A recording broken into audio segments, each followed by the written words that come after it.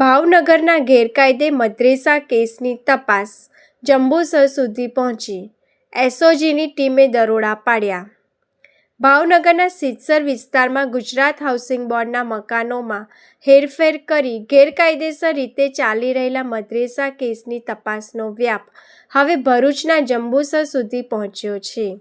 ભાવનગર એસઓજીની વિશેષ ટીમે police remand હેઠળના આરોપી મૌલાના મોહમ્મદ શરીફને સાથે રાખી જંબુસરના દારૂલ કુરાન મદ્રસામાં સઘન તપાસ હાથ ધરી છે. અગાઉ સિદ્ધસરના દરોડા દરમિયાન ઉર્દૂ અરેબિક ભાષાના પુસ્તકો અને મૌલાનાની ડાયરી સહિતનું સાહિત્ય જપ્ત કરાયું હતું. તપાસમાં સામે આવ્યું કે મૌલાના ભાવનગર આવતા પહેલા ભરૂચમાં રહીને અભ્યાસ કરતો હતો.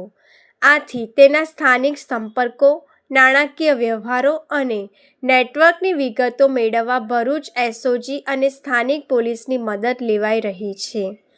આ કેસમાં મૌલાનાને આશ્રય અને આર્થિક મદદ આપવા બદલ યુસુફ આરિફનાઈ મારકનણી અને અનસ મોહમ્મદ સિદ્દીક લાખાણીની ધરપકડ કરી જેલ હવાલે કરાયા છે.